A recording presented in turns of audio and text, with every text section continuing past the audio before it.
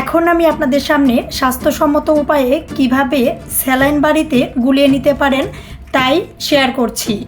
অনেকেই কিন্তু ভুলভাবে স্যালাইনটা গুলিয়ে নেয়, এর জন্য কিন্তু অনেকটা প্রবলেমে পড়ে যায়। এর জন্যই মূলত আপনাদের সাথে এটা শেয়ার করা। আর শেয়ার করার জন্যে এসএমসির ফ্রুটির একটি স্যালাইন আমি নিয়েছি। আমার সাথে থেকে দেখে নিন কিভাবে সঠিক পদ্ধতিতে স্যালাইনটা করে নিতে হয়।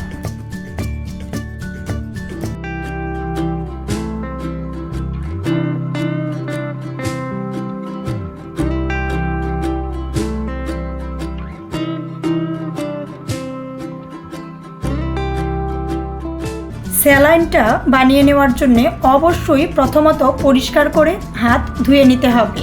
আর স্যালাইনটা আমি একটা পরিষ্কার ধুয়ে নেওয়া কেচি দিয়ে কেটে নিচ্ছি। অনেকেই কিন্তু দাঁত দিয়ে স্যালাইনের প্যাকেটটা খুলে নেয়, এটা কিন্তু খুবই একটি পচা অভ্যাস, এটা করা যাবে না। পরিষ্কার একটি কেচি দিয়ে স্যালাইনের প্যাকেটটা কেটে নিতে হবে। স্যালাইন বানিয়ে নেওয়ার জন্যে আমরা যে খাওয়ার জন্যে নর্মাল জলটা ব্যবহার করে থাকি, এই জলটাই কিন্তু নিয়েছি। এটা কিন্তু ঠান্ডা বা গরম এরকম টাইপের কোনো জল ব্যবহার করা লাগবে না। নর্মাল টেম্পারেচারের যে জলটা আমরা খেয়ে থাকি ওই পরিষ্কার জলটাই নিয়েছি।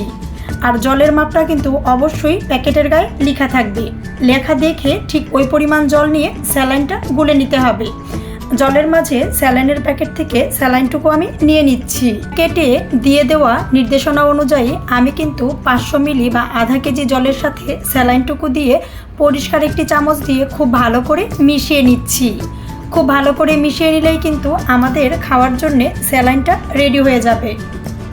ডায়রিয়া থেকে শুরু করে যে কোনো ধরনের পানি শূন্যতা বা এরকম প্রবলেমগুলোর জন্য স্যালাইনের ভূমিকা কিন্তু আমাদের জীবনে অপরিসীম। স্যালাইনটা ঠিক কিভাবে বানিয়ে নিতে হয় আপনাদের সাথে শেয়ার করার এটাই কারণ, ঠিকঠাক নিয়মে সঠিকভাবে স্যালাইনটা যাতে বাড়িতে করে নিতে পারেন। আর এই স্যালাইনটা কিন্তু প্যাকেটের পিছনে দেখবেন লেখা থাকবে 12 ঘন্টা পর্যন্ত ভালো থাকবে।